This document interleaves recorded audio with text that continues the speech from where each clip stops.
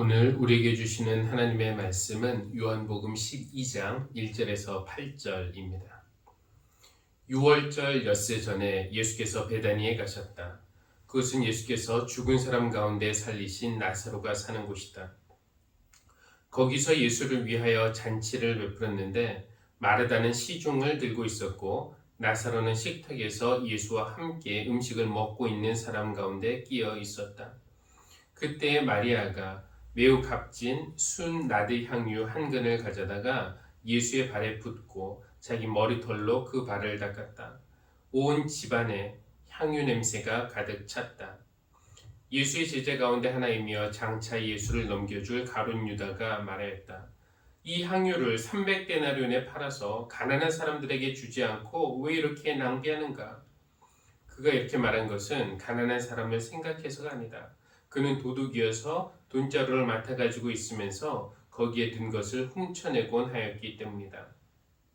예수께서 말씀하셨다. 그대로 두어라. 그는 나의 장사날에 쓰려고 간직한 것을 쓴 것이다. 가난한 사람들은 언제나 너희와 함께 있지만 나는 언제나 너희와 함께 있는 것이 아니다. 아멘. 오늘 아름답고 은혜로운 찬양을 해주신 김경은 권사님 감사드립니다.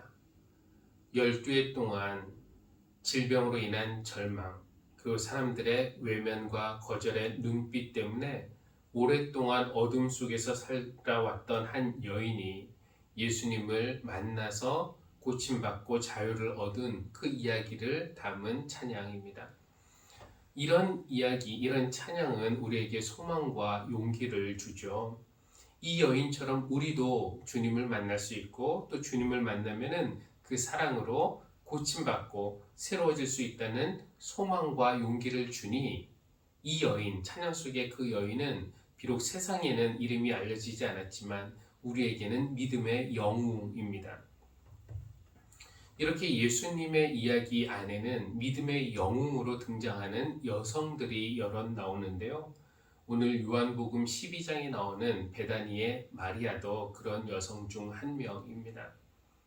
비록 마르다는 자기와 함께 청소, 음식 준비 등 손님 대접하는 일을 돕지 않는 그리고 마치 제자나 된 것처럼 예수님 발 아래 있는 그 마리아가 못마땅했지만 또 제자 중에 한 명인 가룟 유다도 예수님의 발에 순 나드 향유 전부를 쏟아붓는 마리아의 행동에 문제를 제기했지만 그래도 예수님에게 있어서 마리아는 아주 의미 있는 그런 일을 한 것이고요. 우리에게도 주님을 사랑한다는 것이 무엇인지 잘 보여주고 있습니다. 오늘 본문은 6월절 엿새 전에 라는 말로 시작을 하죠. 이 사건은 6월절 엿새 전에 있었던 일입니다. 6월절이야 매해 돌아오는 것이지만 예수님이 그해 6월절에 돌아가셨기 때문에 이 사건은 예수님이 돌아가시기 일주일 전에 일어난 사건입니다. 돌아가시기 엿새 전 예수님은 예루살렘에서 조금 떨어진 베다니라는 마을에 가셨어요. 베다니는 참 많은 의미를 담고 있는 그런 곳입니다. 예수님이 아끼고 사랑했던 친구들, 나사로와 마리아와 마르다, 남매가 살고 있던 곳이니까 베다니는 우정이 있는 곳이라고 말할 수 있겠고요. 또 주님이 종종 거기 가서 쉬셨으니까 쉼이 있는 곳이기도 합니다. 또 죽었던 나사로가 살아난 곳이니까 부활과 생명이 있는 곳이고요. 오늘 살펴볼 내용인데요. 향유를 부어드린 곳이니까 사랑과 헌신이 있는 곳이기도 합니다. 또 예수님이 부활 후 승천하실 때에 바로 베다니에서 손을 들어서 제자들을 축복하시고 하늘로 올라가셨으니까 그곳은 축복의 장소라고 말할 수도 있겠습니다. 우정과 쉼의 장소, 부활과 생명의 장소, 사랑과 헌신의 장소, 그리고 축복의 장소. 베다니에서 일어났던 그런 일들이 여기 우리 교회에서도 일어날 수 있기를, 우리 교회가 베다니와 같은 곳이 될 수 있으면 좋겠습니다. 바로 전장 11장에서 나사로의 이야기가 소개되어 있습니다. 다음 주일에 그 말씀을 전할 계획이어서 오늘 그 내용은 자세히 말씀드리지는 않겠습니다. 어쨌든 예수님이 죽은 나사로를 살리신 그 일이 있은 후에 예수님이 제자들과 함께 다시 베다니 그 집에 가셨고요. 거기서는 아마 죽은 오빠를 살려주신 예수님에게 감사를 드리기 위해서 마르다와 마리아가 잔치를 준비했던 것 같습니다. 그런데 그 잔치 중에 사건이 발생을 해요. 3절. 그때의 마리아가 매우 값진 순나드 향유 한 근을 가져다가 예수의 발에 붓고 자기 머리털로 그 발을 닦았다. 와, 도대체 무슨 일이 벌어진 것일까요? 누구도 예상하지 못했던 마리아의 갑작스러운 행동은 거기 있는 모두를 당황하게 했을 것입니다. 매우 비싼 향유를 한순간에 왕창 쏟아부은 것이나 여자가 머리카락을 풀어헤쳐서 남자의 발을 닦는 것이나 다 보통 일은 아니었어요. 이러한 마리아의 행동에 모두가 놀랐지만 특히 가룟 유다는 그 장면을 보고 당황할 뿐만 아니라 화도 냈습니다. 그래서 불평해요. 이 향유를 팔면은 300데나리온은 될 텐데 이 향유 팔아서 가난한 사람들에게 나눠주지 않고 왜 이렇게 낭비하느냐고 말이죠. 이 가룟 유다의 말이 이성적으로 틀린 말은 아닙니다. 평소에 가난한 사람들에 대한 예수님의 태도를 생각한다면 예수님도 유다의 말에 동의할 것 같았지만 이 순간에 예수님은 오히려 마리아를 변호하세요. 그대로 두어라. 그는 나의 장사날에 쓰려고 간직한 것을 쓴 것이다. 오늘 이 이야기에서 몇 가지 포인트를 살펴보려고 하는데요. 먼저는 발을 닦는 것에 대해서. 이 발을 닦는다는 것은요, 우리가 외출을 하고 돌아오거나 또 화장실에 다녀오거나 이러면 손을 씻듯이 청결을 유지하기 위한 일상의 행동입니다. 발을 씻는 것. 그런데 이제 자기 발은 본인이 직접 씻어야 보통 아닌가요? 자기 발을 자기가 직접 씻는 것은 너무나 당연합니다. 남이 내 발을 대신 씻어주지는 않아요. 혹시 엄마가 아기 발을 씻어주는 것이라면 모를까? 정말 사랑하는 사람이 좀 아파서 스스로 발을 씻지 못하는 형편이라면 모를까? 아니면 종이나 노예라면 모를까? 그쵸? 내가 다른 사람 앞에 무릎을 꿇고 그의 발을 닦아주는 행위는 어떻게 보면 내가 그 사람의 종이 될 마음이 있다라는 그런 표현이기도 합니다. 내가 누군가의 종이 되어서 섬기고 싶다라는 그런 마음이 드는 것은 비굴하고 불행한 일인가요? 솔직히 누가 섬기고 싶어 합니까? 다 섬김을 받고 싶어 하지요. 힘 있는 사람이 너 내 발 씻어 이렇게 명령한다고, 또 돈 있는 사람이 돈 줄 테니까 내 발 씻어 이런다고 비굴하게 무릎 꿇고 그들의 더러운 발을 닦아주라고 하면은 그거는 싫죠. 우리도 자존심이 있는데요. 그러나 만약에 그렇게 하고 싶은 생각이 저절로 든다면 그것은 비굴하거나 불행한 것이 아니라 오히려 복받은 일 아닙니까? 왜냐하면 사랑의 마음이 생겼기 때문에 그렇습니다. 우리가 잘 알고 있는 한용운 시인은 복종이라는 시에서 이 마음을 잘 표현하죠. 남들은 자유를 사랑한다지만 나는 복종을 좋아하여요. 자유를 모르는 것은 아니지만 당신에게는 복종만 하고 싶어요. 복종하고 싶은데 복종하는 것은 아름다운 자유보다도 달콤합니다. 그것이 나의 행복입니다. 라고 말합니다. 마리아에게도 예수님에 대해서 그런 사랑의 마음이 생긴 겁니다. 예수님과 마리아의 관계는 원래 수직 관계는 아니었어요. 옛날 남성과 여성의 관계, 스승과 제자의 관계라고 해서 예수님이 마리아에게 발을 닦으라고 강요하거나 은근히 압력을 행사한 것이 아니었습니다. 예수님은 오히려 나사로, 마르다, 마리아 이 남매를 동등한 친구로 대하셨습니다. 그러니까 무릎을 꿇고 발을 닦은 것은 순전히 마리아의 자발적인 낮아짐이었던 겁니다. 그러니까 한용운의 그 시를 패러디해서 마리아의 마음을 표현하자면은 이렇게 말할 수 있을 것 같아요. 남들은 섬김받고 싶어 하지만 저는 섬기고 싶어요. 섬김 받는 기분을 모르는 것은 아니지만 주님에게만은 무릎 꿇고 발을 닦아드리고 싶어요. 그것이 어떤 섬김을 받는 것보다 더 달콤합니다. 그것이 내 행복입니다. 여러분, 마리아에게 이런 사랑의 마음이 저절로 생겼을까요? 예수님에게서 그런 사랑을 먼저 받았기 때문 아니겠습니까? 그냥 예수님의 존재와 삶 자체가 자발적인 낮아짐의 사랑이었다는 것. 빌립보서는 그것을 이렇게 표현하고 있죠. 그는, 즉 예수는 하나님과 동등함을 당연하게 생각하지 않으시고 오히려 자기를 비워서 종의 모습을 취하시고 자기를 낮추시고 죽기까지 순종하셨으니 곧 십자가에 죽기까지 하셨습니다.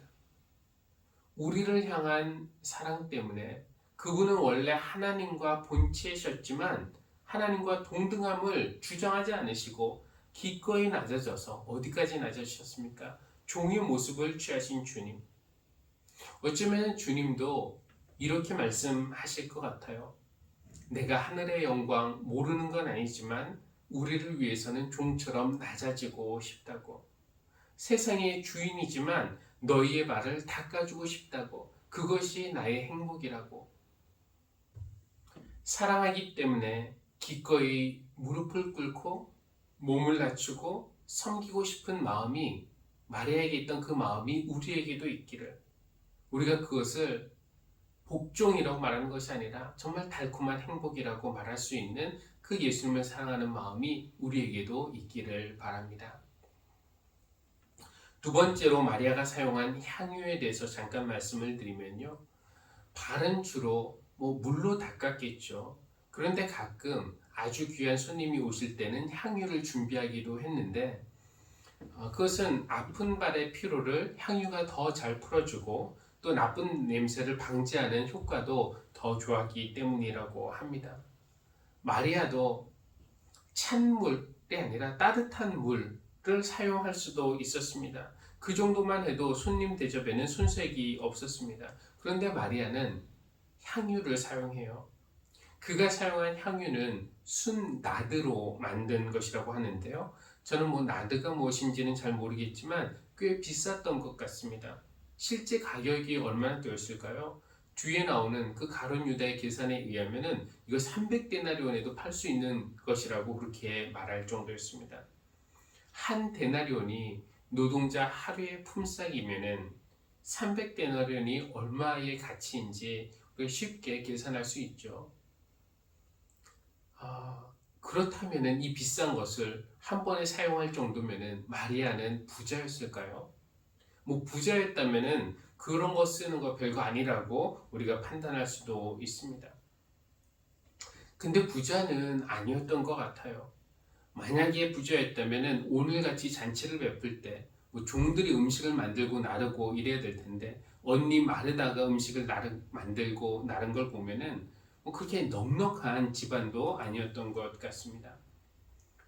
보통 살림에 1년치 품삯에 해당하는 순나드 향유를 한 번에 쏟아붓는 것.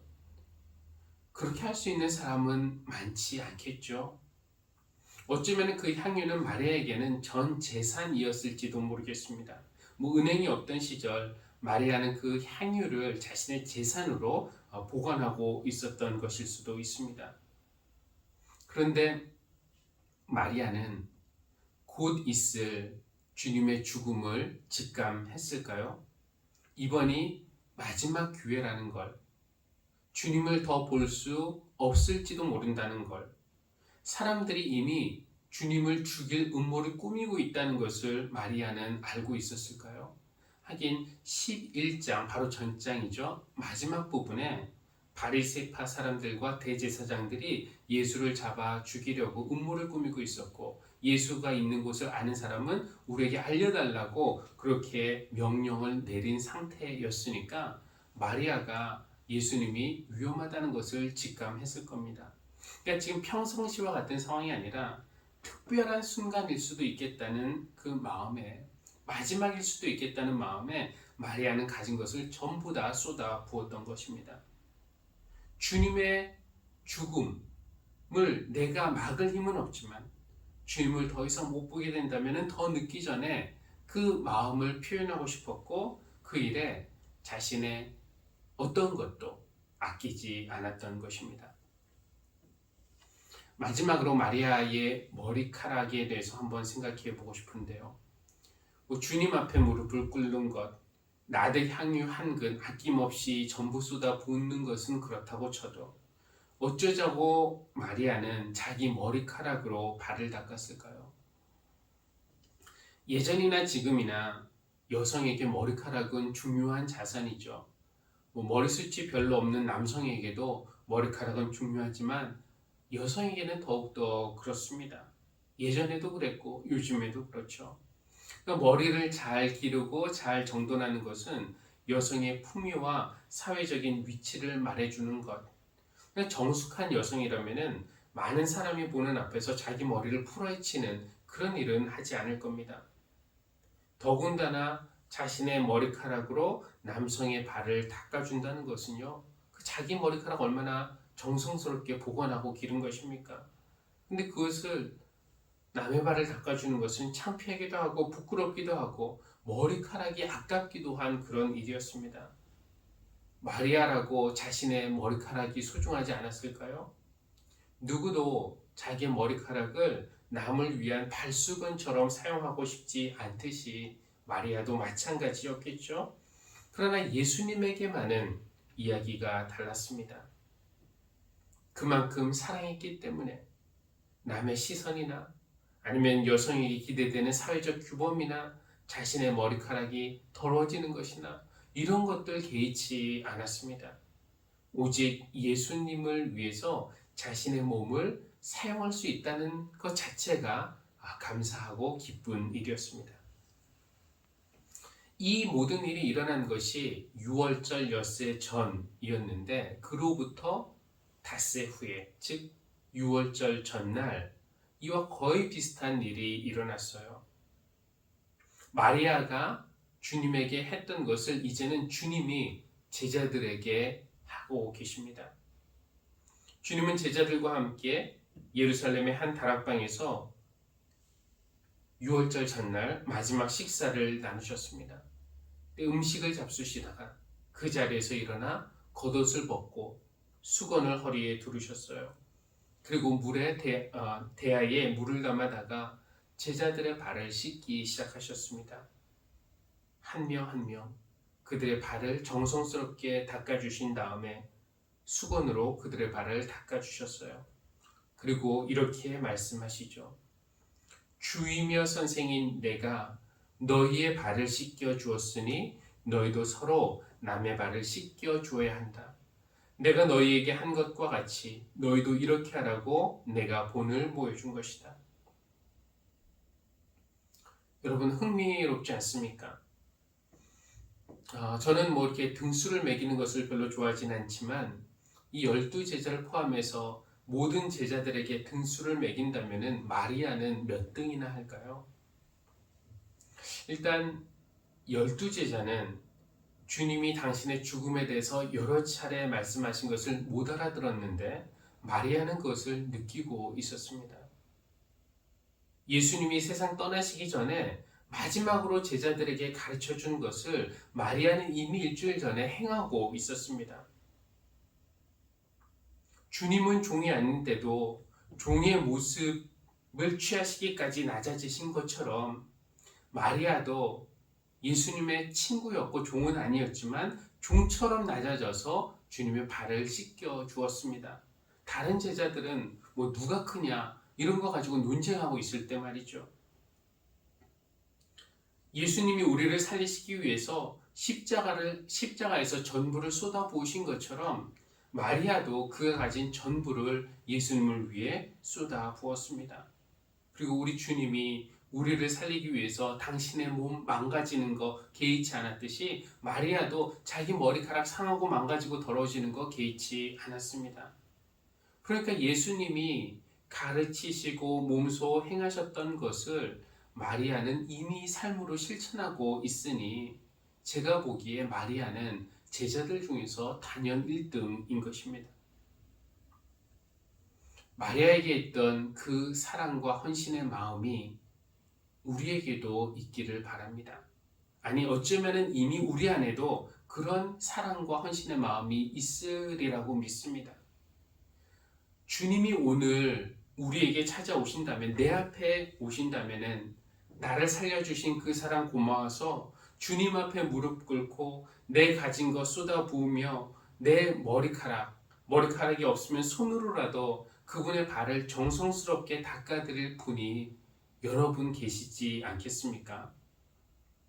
그런데 꿇을 수 있는 무릎도 있고 부어드릴 향유도 있고 닦아드릴 머리카락도 있지만 이제 예수님이 육신으로 우리와 함께 계시지 않으니까 닦아드릴 발이 없습니다.